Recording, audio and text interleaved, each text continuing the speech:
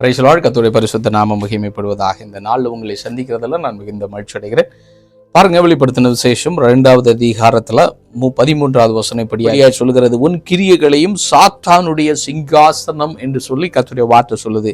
பாருங்க, நீங்க எல்லாம் கேள்விப்பட்டிருப்பீங்க, ஒரு சிங்காசனத்தை நம்ம அதிகமாக நம்ம வேதத்துல சபைகள்ல எல்லாம் நம்ம பிரசங்கத்துல கேட்டிருக்கலாம்.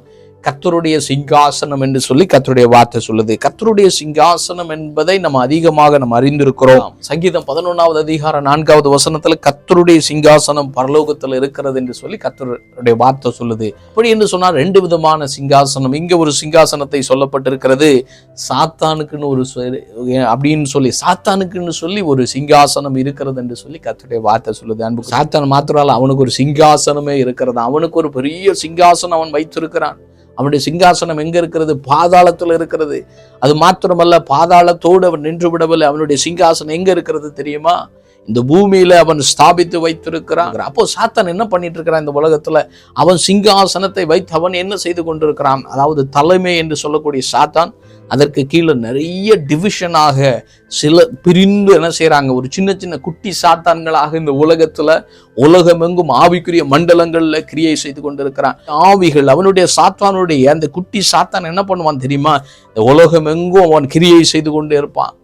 ஆண்டவருடைய வசனம் சொல்லுது, கடைசி காலத்துல பாதாளத்திலிருந்து ஏறி வருகிற ஆவி என்று சொல்லப்பட்டிருக்கு. அப்படி என்று சொன்னால் சாத்தானுடைய சிங்காசனம் பாதாளத்துல இருக்கிறது, இந்த பூமியில இருக்கிறது.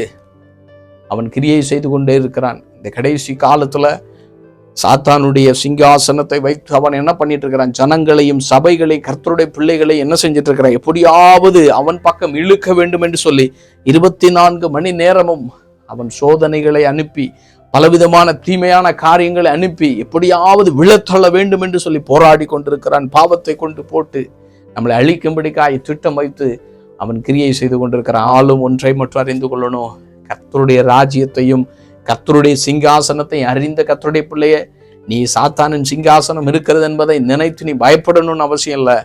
ஆனால் நீ அறிந்து கொண்டு இந்த சாத்தானின் சிங்காசனம் உங்களுக்கு விரோதமாய், நமக்கு விரோதமாய், குடும்பத்திற்கு விரோதமாய் செயல்படாமல் இருக்கும்படிக்காக நம்ம ஆண்டோட சமூகத்துல திறப்புல நிற்கணும்னு சொல்லி கர்த்தர் அறிந்து தான் ஆண்டவர் நம்மோடு பேசி கொண்டிருக்கிறார். அன்புக்குரிய கர்த்தருடைய பிள்ளைகளை, நீங்களும் நானும் வாழ்கிற காலம் கடைசி காலம்.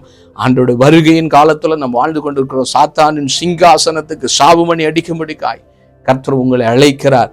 அவருடைய வருகைக்காய் நாம் ஆயத்தப்படுவோம். இயேசு சீக்கிரமாய் வருகிறார். ஆமேன், ஆமேன்.